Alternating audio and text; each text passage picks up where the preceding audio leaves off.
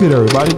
It's your boy, O'Shea Duke Jackson, back at it again with another episode of The Celebrity Journey.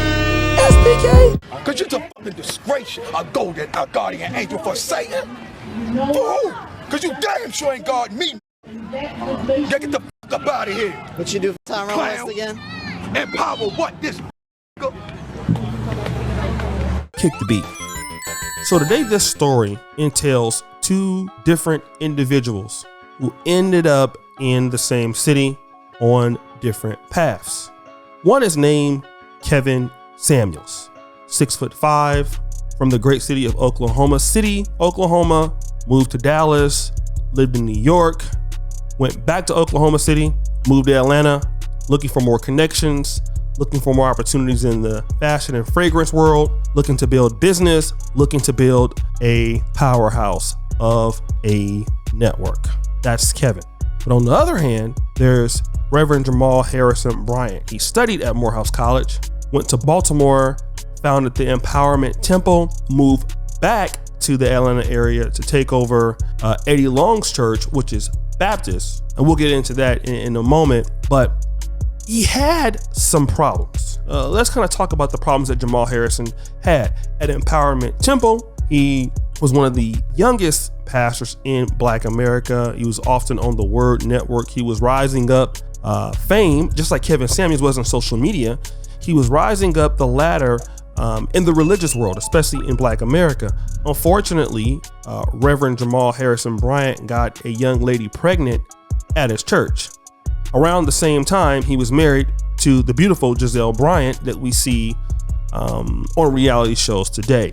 That destroyed his career. He was almost reprimanded by, I believe, many in the Black church society. He was embarrassed.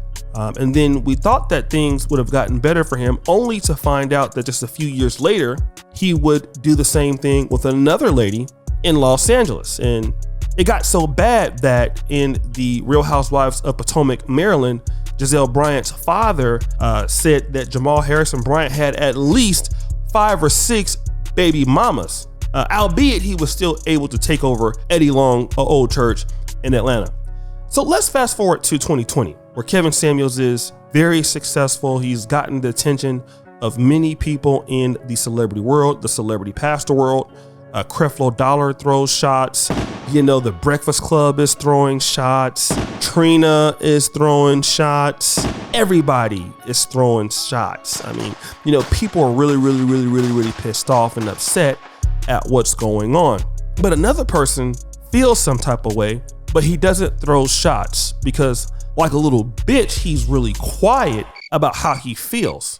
But he waits until Mother's Day to give a sermon and wait until the man is dead, and he throws his own shots. And that is Reverend Jamal Harrison Bryant. Now I'm gonna play a disturbing clip of Jamal Harrison Bryant shading Kevin Samuels with some wrong information, just so that you can hear what he had to say, and then we'll come back and weigh in on that. You are listening to men who have no authority. How can a man say that you are of low value after 35? How can a man say that you do not have the level of traction of a high-powered man when that man has got to get a GoFundMe for his funeral? Y'all ain't saying nothing to me. You got to be in a place where you operate in the authority of God. Look at another sister around you. Tell them, it's not that I hate men. Come on, look at another sister. Say, I do not hate men. I just despise weak men. I despise cowardice men. I just ain't got time for men who are insecure about my gift. I'm not going to dummy down because of what God got me. I don't have to lower my standard. That man got to step all the way up to deal with a queen on my level. So you heard what he had to say there. Now, just like Jamal Harrison Bryant doesn't like the blogs scandalizing his name, saying that he's gotten other women pregnant, he's threatened to sue people for that, which is his own fault because you've had at least 2 children that we know of out of wedlock. And You never apologized for the second child. And then you didn't want to even pay child support for the first teenager that you got pregnant in your church. But here you are going around saying that a high value man needs a GoFundMe to raise his funeral or cost for his funeral. Now, again, I've talked about the earnings that Kevin Samuels did on his own. And let me tell you about the guy, because this is what you guys don't know.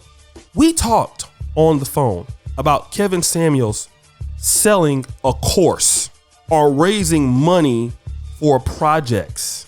Because you see people doing it on YouTube all the time. They'll start GoFundMes. I'm looking at you, the young pharaoh that never go anywhere, monetizing their audience because, they can. And we always talked about, like, if he, what if he thought about making a high value course? And you know what Kevin said? He said, you know what?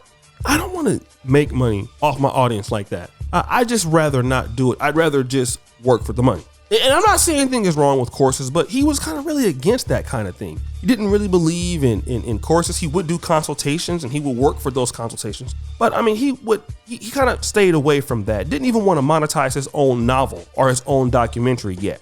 He wanted to go into the fragrance world, in the suit world.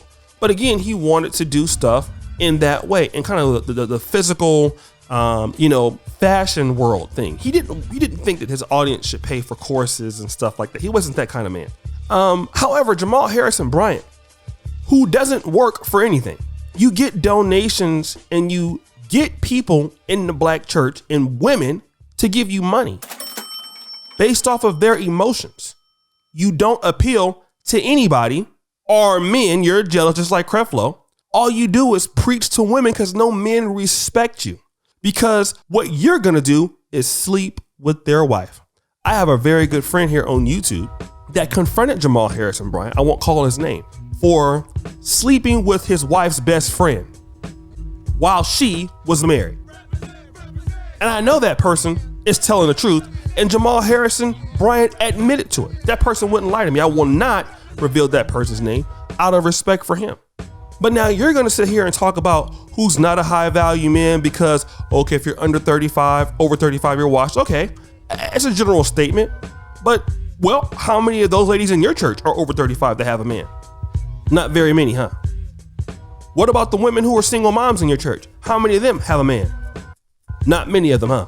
Maybe because even though it's kind of harsh to say, if it's over 35, it's over for you. And I can understand that being considered a heartless, but to a certain degree for a woman who feels that she deserves more than what she really can get, which is really what he's saying, because, she's 35, but she doesn't want the kind of guy that she is. She may be a single mom, but she might not want a man that has kids. She's a woman that making $50,000 a year, but she don't want no man that makes $60,000 a year. Well, for that kind of woman that may have that mentality, that might be true. She might be priced out the market. But one thing that Kevin Samuels didn't do is take advantage of his followers. Gotcha, bitch.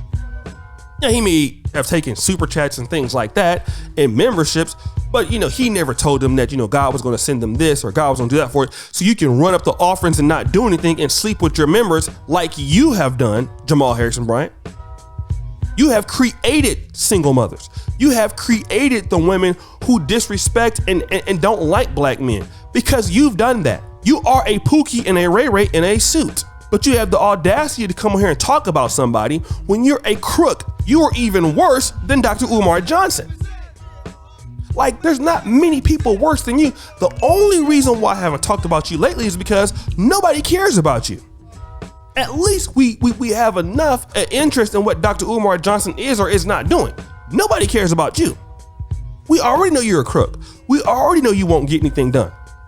That's why that guy punked you on the streets of Baltimore, calling you out for being a coward and a crook, and you didn't do anything about it. Don't come nowhere down here no more. Wherever PFK boom at, don't come. I know you can tell your henchman. I know you, your Timmy and all them. I know you before I seen right about all that. Get the henchman. Don't come down here no more. Boom said it. Me, as a man, the streets don't want you here.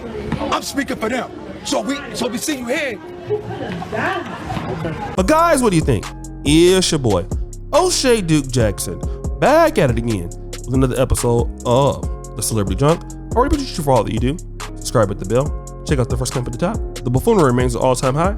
I'm out.